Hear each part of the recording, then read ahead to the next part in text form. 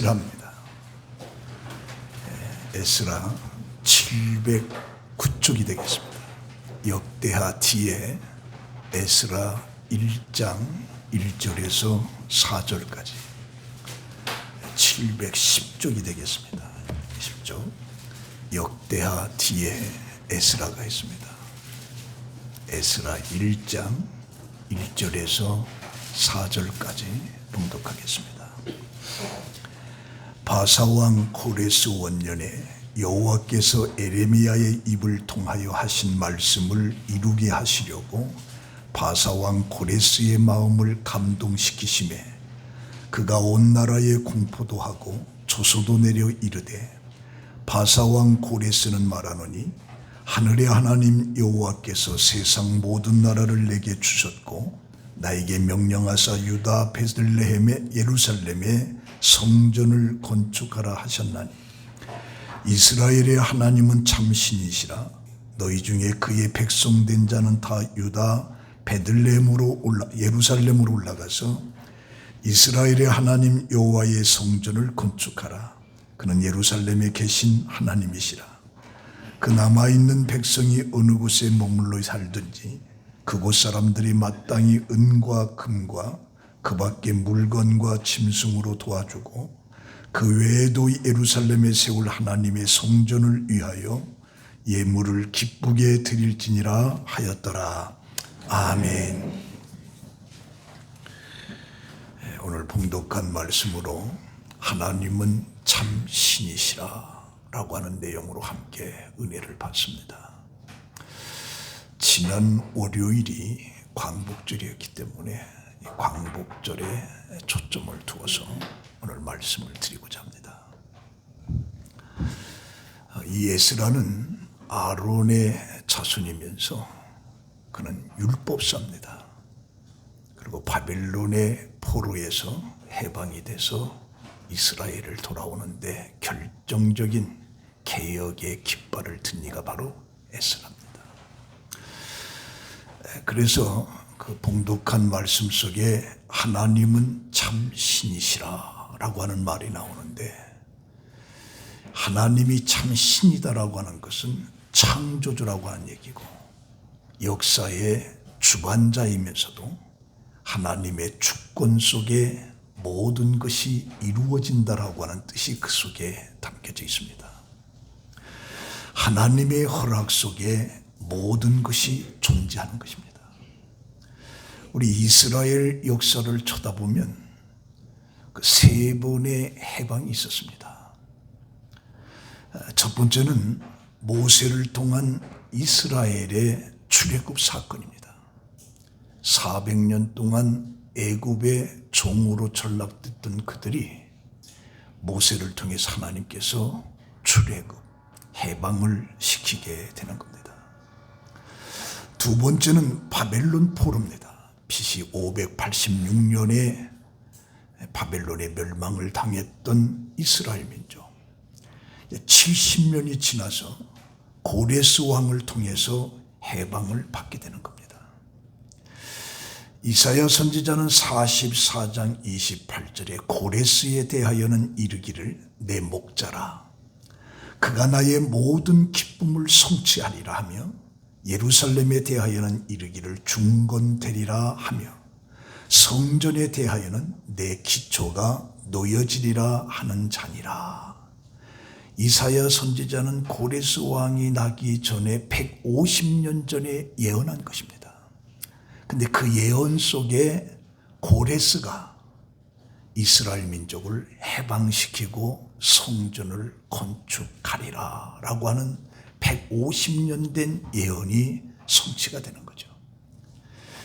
에레미야 25장 11절에 보면 이 모든 땅이 폐허가 되어 놀랄 일이 될 것이며 이 민족들은 70년 동안 바벨론의 왕을 섬기리라 여호와의 말씀이니라. 70년이 끝나면 내가 바벨론의 왕과 그의 나라와 갈대인의 땅을 그 죄악으로 말미암아 벌하여 영원히 폐허가 되게 하되 내가 그 땅을 향하여 선언한 바 곧 에레미야가 모든 민족을 향하여 예언하고 이 책에 기록한 나의 모든 말을 그 땅에 임하게 하리라. 또 이어서 29장 10절에 여호와께서 이같이 말씀하시니라. 바벨론에서 70년이 차면 내가 너희를 돌보고 나의 선한 말을 너희에게 성취하여 너희를 이곳으로 돌아오게 하리라. 예레미야 선지자는 이제 유다가 멸망하기 전에 바벨론의 점령을 당해서 70년이 지나면 내가 그 땅에 해방을 주리라. 예레미야가 예언을 한 겁니다. 그래서 오늘 봉독한 1절에 보면 여호와께서 예레미야의 입을 통하여 하신 말씀, 70년 후면 때가 되면 너희들이 해방을 받으리라 라고 하는 말씀을 이루게 하시려고 고레스의 마음을 감동시켰다. 그래서 고레스는 너희들 예루살렘으로 올라가고 성전을 건축하라. 그래서 그들이 두 번째 바벨론으로부터 해방을 받게 되는 겁니다.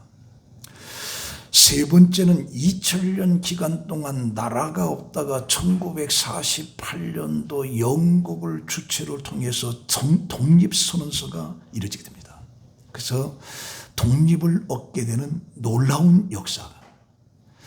그런데 성경은 이런 놀라운 사건이 하나님에 의해서 이루어지고 있다. 그렇게 표현을 해주고 있습니다. 그래서 한 국가의 흥망성쇠는 하나님의 절대적인 주권 속에서 이루어지고 있다. 내가 원한다고 해서 되는 것이 아니라 어디까지나 하나님의 절대적인 주권 속에서 이루어지고 있다. 우리가 1945년 8월 15일에 광복을 맞이했는데 그것은 1910년에 한일 합방, 강제 한일 합방이 되면서 1911년 105인의 사건이 있습니다. 그때 기독교인들이 500명이 잡히면서 105명이 감옥에 갇히게 되는 그 105인의 사건 1911년입니다. 한일 합방이 이루어진다면. 사실 그때부터 기독교는 완강하게 거부를 하면서 일본으로부터 자유를 얻기를. 그래서 1919년 독립선언서가 33명으로 이루어지는데 그 33명 중에 16명이 기독교인이었습니다. 그래서 이 기독교인들은 일본에 의해서 예배가 폐지되고 많은 고통과 환난을 당하면서 수많은 사람들이 감옥에 갇혔어요. 그런데 일본의 36년간 통치 속에서 일본이 미국과 전쟁에서 패하게 되고 항복을 하게 됩니다. 그래서 우리는 일본으로부터 해방을 얻게 된 겁니다. 그런데 이 해방을 얻은 것이 우리의 노력 속에서 얻어진 것이 아니라 하나님의 은혜로 얻어지게 된 것입니다. 독립운동도 하고 많은 이들이 거부를 했습니다만 그것을 통해서 이루어진 것이 아니라 미국을 통해서 일본이 패전함으로 그들이 완전히 항복하고 항복을 통해서 이 민족이 자유를 얻었는데 그 자유는 하나님의 은혜 가운데서 얻어지게 된 거다. 호모 데우스라고 하는 이 책이 있는데 유발 하라리라고 하는 사람이 지은 책입니다. 21세기에 들어서 좋은 소식이 있는데 그 좋은 소식이 뭐냐? 전쟁이 사라지고 있다는 겁니다. 고대 농경사회에서는 전쟁으로 사망 원인이 15%였어요. 20세기에 들어와서는 5%에 불과하다. 그런데 21세기에 들어와서는 1%로 줄어들고 있다. 그런데 2012년에 전 세계 사망자 수가 약 5,600만 명이었는데 이 가운데 62만 명이 폭력으로 죽었는데 그 폭력은 전쟁으로 죽은 사람이 12만 명, 범죄로 죽은 사람이 50만 명. 그래서 폭력으로 죽은 자가 62만 명인데 반면에 80만 명이 자살로 죽었어요. 그리고 150만 명이 당뇨병으로 죽었다는 겁니다. 이와 같이 농경사회에서 20세기, 21세기로 넘어가면서 전쟁이 줄어든 거죠. 그러다 보니까 전쟁을 생각하지 않는 21세기 속에 우리가 살고 있어요. 그러나 21세기에 우리는 전쟁을 생각하지 않는 시대에 살면서도 우리의 현실은 전쟁의 두려움을 사로잡고 있습니다. 남과 북이 서로 언제 터질지 모르는 전쟁의 위기 속에서 우리 민족은 살아가고 있는 겁니다. 미국의 언론들이 오늘의 한국의 상황을 이상하게 바라보고 있습니다. 왜냐하면 북한은 전쟁을 불사하면서 미국과 마치 한판하려고 하는, 그러다 보니까 한반도 주변에 긴장이 고조되고 있는 겁니다. 이 북한과 미국이 팽팽한 대치에도 정작 우리 국민은 차분한 반응을 보이고 있는데 미국의 언론들이 놀란 만큼 평온하다며 의아함을 표현해주고 있습니다. 로스앤젤레스 타임스는 북한 위협에 한국의 젊은이들은 심드렁한 분위기다, 그렇게 심각하게 생각하지 않는다는 얘기입니다.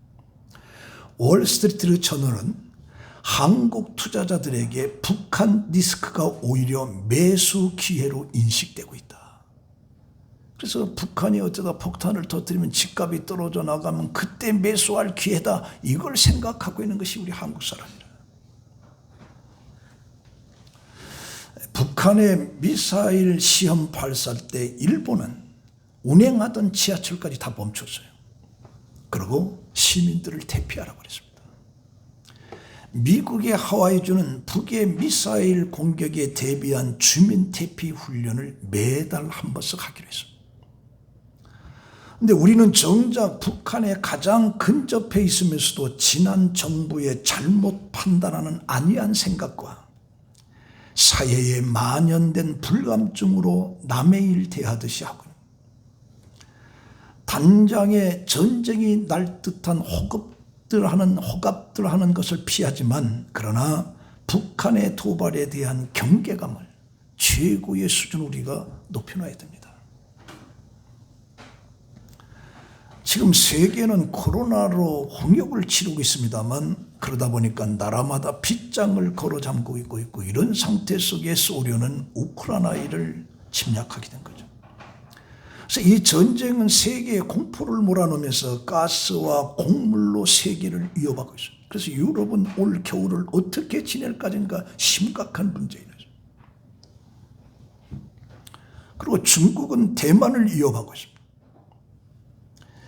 우리나라도 북한과 항상 전쟁의 불안 속에서 살아가고 있는데, 이번에 박진 외교부 장관이 북한이 7차 핵실험 중 중대 도발에 나서는지 여부가 북한의 진정성을 판단하는 시금석이라고 강조를 하면서 윤석열 대통령의 취임 100주년의 기자회견에서 북한이 확고한 의지만 보여준다면 우리가 할 수 있는 일을 다 도와주겠다라고 하는 제안을 낸 거죠. 그런데 북한의 김여정은 담대한 구상은 어리석음의 극치다라고 비난을 하면서 윤석열 인간 자체가 싫다, 김여정이 그렇게 발표했죠.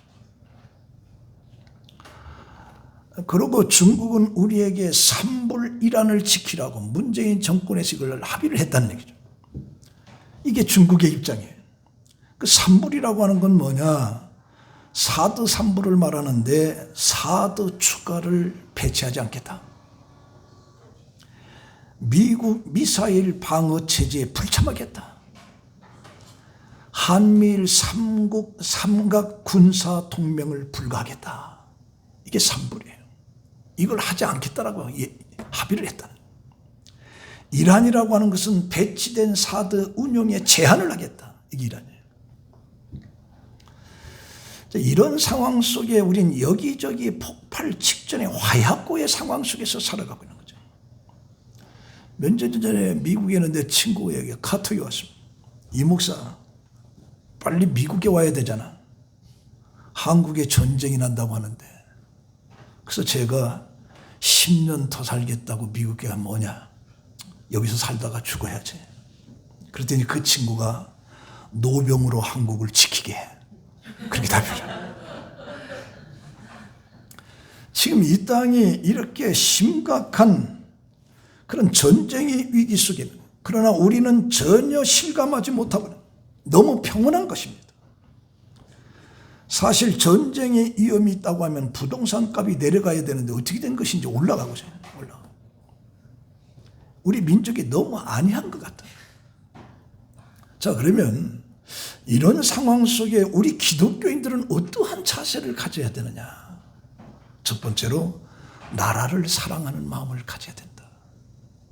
우리 일제 36년에 이 땅의 기독교인들이 얼마나 독립운동을 했는지 몰라요. 자유를 얻기 위해서.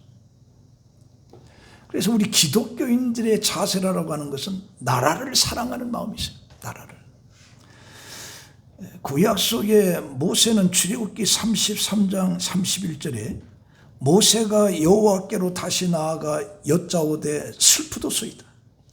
이 백성이 자기들을 위하여 금신을 만들었사니 큰 퍼즐을 범한나이다. 그러나 이제 그들의 죄를 사하시옵소서. 그렇지 아니하시면 원하건대 주께서 기록하신 책에서 내 이름을 지워버려 주소서. 하나님께서 죄를 범한 이스라엘을 다 쓸어버리겠다고 하니까 이들의 죄를 용서하죠. 만약 그렇지 않다면 생명책에서 내 이름을 지워달라. 사도 바울도 로마서 9장 1절에 내가 그리스도 안에서 참말을 하고 거짓말을 아니하노라. 나에게 큰 근심이 있는 것과 마음에 그치지 않는 고통이 있는 것을 내 양심이 성령 안에서 나와 더불어 증거하노니 나의 형제 곧 골육의 친척을 위하여 내 자신이 저주를 받아 그리스도에게서 끊어질지라도 원하는 바로다.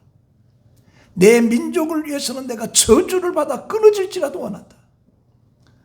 그러면서 10장 1절에 형제들아 내 마음에 원하는 바와 하나님께 구하는 바는 이스라엘을 위함이니 곧 그들로 구원을 받게 하려 함이라. 자기 민족을 그렇게 생각해요. 에레미야는 에레미야 4장 19절에 슬프고 아프다. 내 마음속이 아프고 내 마음이 답답하여 잠잠할 수 없으니 이는 나의 심령이 나팔소리와 전쟁의 경보를 들이므로다.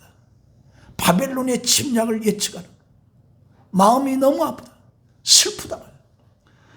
그러면서 8장 18절에 슬프다 나의 근심이여 어떻게 위로를 받을 수 있을까? 내 마음이 병들었도다. 9장 1절에 어찌하면 내 머리는 물이 되고 내 눈은 눈물의 근원이 되고 죽임을 당한 딸 내 백성을 위하여 주야로 울리로다. 느헤미야는 1장 1절에 하갈의 아들 느헤미야의 말이라 내 형제들 가운데 하나인 하나네가 두어 사람과 함께 유다에서 내게 이르렀기로 내가 그 사로잡힘을 면하고 남아있는 유다와 예루살렘 형편을 물은즉 예루살렘의 성이 허물어지고 성문들이 불탔다 하는지라. 내가 이 말을 듣고 앉아서 울고 수일 동안 슬퍼하며 하나님 앞에서 금식하며 기도하여 하늘의 하나님 여호와 크고 두려우신 하나님이여 긍휼을 베푸시는 주여 간구하나이다. 금식하면서 눈물로 쏟아. 에스라는 에스라 9장 1절에 이방 사람들과 서로 가증한 일을 행하고 그들의 딸을 맞아 아내와 며느리로 삼아 거룩한 자손이 그 지방 사람들과 서로 섞이게 하는데 방백들과 고관들이 이 죄에 더욱 으뜸이 되었다 하는지라.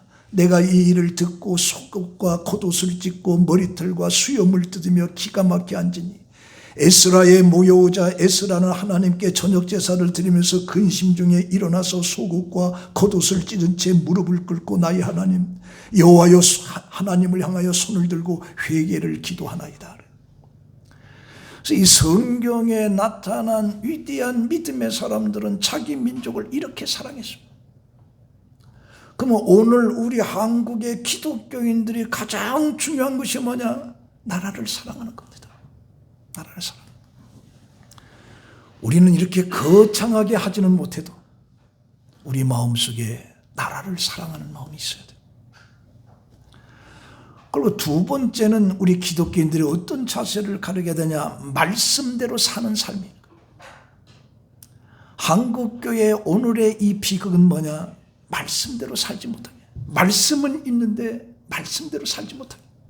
오늘의 기독교인의 문제가 뭐냐? 말씀은 있는데 말씀대로 살지 못하는 거예요. 우리 1절에 보면 바사왕 고레스 원년에 여호와께서 에레미야 선지자의 입을 통하여 말씀하신 것을 이루기 위하여 고레스 왕의 마음을 감동시켜 온 나라에 조서를 내려 바사왕 고레스는 하늘의 하나님 여호와께서 세상 모든 나라를 내게 주셨고 나에게 명령하사 유다 예루살렘의 성전을 건축하라 하시나니 이스라엘의 하나님은 참신이시라. 페르시아의 통치 영역에 섬기시던 많은 신들이 있는데 그 중에 유독 하나님만을 끄집어내면서 하나님께서 이렇게 말씀하셨으니 내가 해방을 주면서 그들은 다시 살려라. 성전을 회복해라. 그러니까 에레미야 선지자의 입에서 나오는 말씀을 통해서 고레스 왕의 마음을 감동시켰다. 하나님의 말씀이 고레스를 감동시킨 거죠. 이 바벨론과 이 고레스 바사는 이게 페르시아를 얘기하는 거예요. 페르시아를. 이 페르시아의 고레스가 감동을 받아서 이스라엘 민족을 예루살렘으로 돌아가라. 성전을 건축하라. 그렇게 말합니다. 사실 유대가 바벨론의 포로가 되어 70년이 지난 예루살렘 성전 건축과 에스라의 신앙 개혁을 통해서 이스라엘의 회복을 다루고 있는데 에스라가 결론이 뭐냐? 왜 우리 민족이 바벨론에 70년 동안 포로가 돼서 이렇게 망했느냐? 그 원인이 뭐냐? 하나님의 말씀을 잊어버렸다는 데서 그 원인을 찾고 있어요. 그래서 에스라는 율법 개혁을 일으키는 겁니다. 그래서 에스라 7장 10절에 에스라가 여호와의 율법을 연구하여 준행하며 율례와 규례를 이스라엘에게 가르치기로 결심하였더라. 하나님의 말씀을 잊어버린 이스라엘의 멸망을 쳐다보고 내가 이들에게 말씀을 가르치기로 작정했다. 에스라 9장 6절에 말하기를 나의 하나님이여 내가 부끄럽고 낯이 뜨거워서 감히 나의 하나님을 향하여 얼굴을 듣지 못하노니 이는 우리 죄악이 많아 정수리에 넘치고 우리 허물이 커서 하늘에 미치나이다. 그래서 16세기의 종교개혁자 마틴 루터도 부패된 이 가톨릭에서 종교개혁을 일으키는데 로마서 1장 10절에 오직 의인은 믿음으로 말미암아 살리라는 이 믿음, 이 말씀을 붙들고 종교개혁을 일으키는 거예요. 그래서 시편 119편 136절에 그들이 주의 법을 지키지 아니하므로 내 눈물이 시냇물같이 흐르나이다. 내 백성이 말씀을 지키지 않는 것을 갖다가 이 시인은 뭐라냐? 내 눈물이 시냇물같이 흐른다고 그랬어. 오늘 이 땅에 그리스도인들이 하나님의 말씀으로 산다고 하면 이 땅은 소망이 있어요. 이 땅은 소망이 있어요. 소돔과 고모라의 멸망이 아브라함의 중보기도 속에 의인 10사람이 없어서 고모라가 멸망당한 거예요. 이 땅에 한국교회 성도들이 말씀에 붙들려서 산다고 하면 이 민족은 그때 희망이 있는 거예요. 희망. 그래서 모세나 여호수아도 이스라엘 민족에게 여러 번 반복해서 강조한 겁니다. 출애굽기 33장 또 신명기 7장 여호수아 23장에 보면 하나님은 모세와 여호수아를 통해서 가나안에 들어간 후에 그곳에 있는 족속들과 어떠한 형태로든 통혼하지 말라고 수없이 반복하면서 명령한 그 하나님의 말씀을 그들은 무시한 거예요. 그리고 다른 신을 섬긴 거예요. 하나님의 숱한 경고에도 불구하고 그들은 깊은 죄악 속에 빠지고 그래서 하나님의 말씀을 무시하고 불순종한 결과 그들은 그 땅에서 멸망을 당한 거죠. 그래서 우리가 하나님의 말씀에 순종하는 자는 형통한 삶을 산다. 하나님의 말씀에는 힘이 있어요. 한 인간을 변화시키는 게 더 말씀이니까. 한 국가를 새롭게 만드는 것도 말씀이니까. 우리 마가복음 5장 21절에 혈루증 여인이라. 그 혈루증 여인은 그 12년 동안 고통을 당하면서 많은 의사에게 유명하다는 의사를 찾아다니면서 했지만 전혀 병을 낫지 못했어. 있는 돈도 다 없어져 버렸어. 그런데 27절에 보면 소문을 들었다. 무슨 소문? 예수에 대한 소문을 들었다. 거기에 한 줄기 희망이 비추고 포기하지 않는 치유에 대한 어떤 갈망, 희망의 줄이 그녀를 붙잡아요. 그래서 그가 고침을 받게 돼요. 오늘 우리 민족의 진정한 내일의 희망은 오늘의 기독교인들이 말씀대로 사는 거예요. 말씀을 지키는 거예요. 말씀 지키는 거예요. 네. 제가 우리 목사님들과 대화를 하다가 무슨 농담을 하길래 제가 코란데오라고. 이 코란데오라는 건 하나님 앞에서. 하나님 앞에서. 그러니 그런 농담을 해서도 안 된다. 코란데오. 하나님 앞에서. 그러니까 하나님의 말씀 앞에 우리 한국 기독교인들이 말씀대로만 산다고 하면 이 민족은 희망인 거죠. 희망. 부패된 영국을 건진 것이 요한 웨슬리입니다. 그때는 영국의 도둑의 나라였어요. 무질서한 나라였어요. 근데 요한 웨슬러의 그 회개가, 그 메소디스트 그 감리교의 창시자인데 성경을 가르치는 것을 그대로 따라서, 그래서 성경을 가르치는 그 무리들을 가르쳐서 거룩한 클럽이라. 이게 성교론들. 이 거룩함이라고 하는 것을 부르짖어서 영국이 다시 회복이 된 거예요. 시편 119편 2절에 보면 여호와의 증거들을 지키고 전심으로 여호와를 구하는 자는 복이 있도다. 내가 사랑하는 주의 계명들을 스스로 즐거워하며 주의 계명을 지키기에 신속하게 하고 지체하지 아니하였나이다. 하나님의 말씀을 지킴. 우리는 큰 게 아니에요. 우리가 나라를 사랑한다라고 하는 건 우리 기독교인으로서 하나님 말씀대로 사는 거예요. 말씀을 지키는 거예요. 그게 나라를 사랑하는 거예요. 그 세 번째 마지막은 남의 유익을 구하는 성숙한 삶을 사는 것이 우리 그리스도인의 삶이고, 이게 나라를 사랑하는 마음이에요. 고린도전서 10장 24절에 보면 누구든지 자기의 유익을 구하지 말고 남의 유익을 구하라. 그러냐 너희는 먹든지 마시든지 무엇을 하든지 하나님의 영광을 위해서라. 유대인이나 헬라인이나 하나님의 교회나 거치는 자가 되지 말고 나와 같이 모든 일에 모든 사람을 기쁘게 하여 자신의 유익을 구하지 아니하고 많은 사람의 유익을 구하여 그들로 구원을 받게 하라. 여기에 자신의 유익을 구하지 말고 많은 사람들의 유익을 구하라. 여기 우리나라 국회의원들의 기독교인들 많습니다. 정말 이 국회의원들의 기독교인들이 자기 유익을 구하지 말고 남의 유익을 구하는 정도에 서게 됐다면 이 민족이 이렇게 되지 않아요. 남의 유익. 로마서 15장 2절에 보면 우리 각 사람이 이웃을 기쁘게 하다 선을 이루고 덕을 세우도록 할지니라. 이웃을 기쁘게. 그래서 예수님도 자기 자신을 기쁘게 하지 않았어요. 우리 인간들을 기쁘게 하기 위해서 그는 십자가를 지고 죽으신 겁니다. 오늘의 우리가 살고 있는 이 시대는 아주 집단 이기주의인 거죠. 자기 동네에 장애자 학교가 들어오면 데모하고 난리 나요.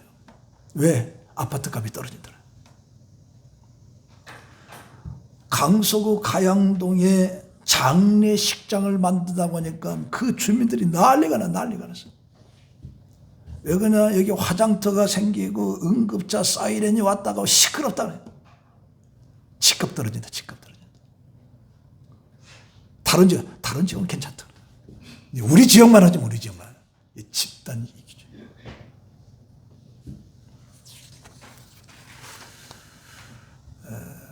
그 미국에 땅콩 박사라고 하는 분이 있습니다. 워싱턴 카브라고 하는 사람인데, 그게 오래전에 책이 출간된 책입니다. 이분은 노예가 해방된 지 얼마 되지 않아 노예 아들로 태어났습니다. 태어나지만 몸이 약했습니다. 지금이야 모든 교육을 받을 수 있지만 당시의 노예들은 법적으로 해방을 되었으나 실상으로는 해방되지 않은 그런 상태예요. 그래서 교육을 받을 수가 없었어요. 그러나 교육을 받을 수 있는 길을 열심히 찾았고, 그래서 30이 되어서 겨우 공부를 마치게 되는 겁니다. 공부를 끝냈을 때 좋은 대학에서 교수로 오기를 초청받았지만 그들은 거절하고, 자신과 같이 고통당하고 먹고 살기도 어려운 그 흑인들을 위해서 내 배운 지식을 사용하겠다. 그래서 그는 화려한 교수직 대신에 남부로 내려가서 조그맣고 부수져가는 이동학교에 자신의 연구실을 마련하고 거기에서 학생들을 가르치기 시작합니다. 그때 남부는 목화로 유명했습니다. 목화로. 근데 노예제도가 폐지하다 보니까 노동력이 없는 거예요. 노동력이. 그래서 남부의 농민들도 먹고 살기가 힘든 거죠. 그때 마침 또 바구미라고 하는 벌레가 목화밭을 완전히 망쳐놓아 버렸습니다. 그래서 남부 농민들은 절대 빈곤에서 헤어나올 수 없는 그런 상황 속에 빠지게 된 거죠. 이 엘리엇이라는 사람이 이 땅콩 박사의 이 버커라고 하는 사람을, 카버라고 하는 사람을 위해서 책을 썼는데 그거 뭐냐, 그런 남부를 해방시킨 사람이라. 그는 절대 빈곤 속에 있는 남부 농민들을 위해서 그는 연구실에서 연구를 했는데 품종 개량의 필요성을 깨달았어. 목화를 자꾸 심으면 땅이 척박해진다는 겁니다. 그래서 알아본 결과 땅콩이 가장 적합한 작물이다. 그래서 땅콩을 심으라고 남부 사람들에게 권면한 거죠. 근데 그때 사람들이 듣지 않았습니다. 목화 재배가 오랫동안 되어 왔기 때문에 쉽게 그게 바꿔지지 않고 그들이 하는 얘기가 뭐 흑인 주제에 뭘 안다고 우리를 계몽하느냐, 무시하는 거죠. 그래도 자꾸 권면하다 보니까 그들이 땅콩을 심기 시작해요. 그래서 그 카버 박사는 너무 기뻤던 거죠. 그런데 땅콩 농사가 풍년이 되면서 땅콩에 팔 길이 없는 거예요. 너무 풍년이 돼버리니까. 그러니까 원망의 소리가 쏟아지기 시작해요. 카버 박사, 당신 말 듣다가 이렇게 됐어. 거봐, 내가 검둥이 얘기 말을 듣지 말라고 했지. 정말 순수한 뜻으로 시작했던 카버 박사는 너무 괴로운 거죠. 그래서 산으로 들어갔어. 동토는 태양을 바라보면서 하나님께 기도하는 거예요. 하나님, 도대체 우주를 왜 만들었습니까? 그러니까 하나님의 응답에, 야, 너무 수준 높은 질문을 한다. 내 수준에 맞는 질문을 좀 해라. 그런 하나님의 음성을 들어요. 그래서 카버 박사는 다시 기도를 합니다. 하나님, 사람을 무엇에 쓰시려고 이 땅에 두셨습니까? 그러니까 하나님께서 네가 여전히 감당하지 못할 질문을 하는구나. 네게 맞는 질문을 해라. 그래서 그는 마지막, 그렇다면 주님, 왜 땅콩을 만들어서 사람을 이렇게 고생시키십니까? 그러자 하나님께서, 그래, 그 질문이 내 수준에 맞다. 땅콩을 가지고 실험실로 들어가라. 그 음성을 듣고 그는 실험실로 들어갔어요. 식금을 전폐하고 하나님께서 주신 약속의 말씀을 붙들고 하나님께서 자연 속에 숨겨두신 가능성을 향해서 끊임없이 미래를 열고 나갔어요. 그가 만약에 땅콩이 가득한데, 벌레가 가득한데 라고 하는 현실만 쳐다보고 경험에 의지해서 안 되는구라고 생각에 주저앉았다면 아무것도 할 수 없어요. 그러나 그는 주신 말씀을 붙들고 그 실험실에서 실험을 한 거예요. 그러면서 그 연구실에서 땅콩과 관련된 사실을 300가지나 발견합니다. 그 중에 하나가 바로 땅콩 버터입니다. 저도 아침마다 토스트 올 때 땅콩 버터를 발라요. 이 카버 박사가, 땅콩으로 기름도 만들고. 그래서 이것으로 인해서 남부에 있는 농민들이 부유해진 겁니다. 그는 발명한 것에 노열지도 받지 않습니다. 모든 사람들에게 무료로 나눠줬어요. 그래서 남부가 절대 빈곤에서 탈출하게 된 거죠. 그러면서 그가 이런 말을 합니다. 하나님은 우리에게 동물과 식물과 광물을 주셨고 우리가 그것을 합성할 수 있도록 하나님께서 길을 열어놓으셨다라고 하는 농산물 응용화학의 시조가 되는 엄청난 일을 이 카버 박사가 한 거예요. 그러면 이 카버 박사가 이렇게 할 수 있었던 건 뭐냐? 현실을 보지 않고 하나님의 주신 말씀에 따라서 미지의 세계로 나갔기 때문에. 이건 하나 보면 믿음의 삶인 거죠. 현실을 깨뜨리고 모든 것을 정박하고 지배할 수 있는 그 힘을 갖고 믿음으로 나가면서 그 믿음의 결실이 바로 나누는 삶이다. 나누는 삶. 그래서 진정한 그리스도인의 삶은 뭐냐? 나를 기쁘게 하지 말고 이웃을 기쁘게 하라. 나를 기쁘게 하지 말고 너를 기쁘게 하라. 여기에 초점을 맞출 때 여기에 희망이다. 희망.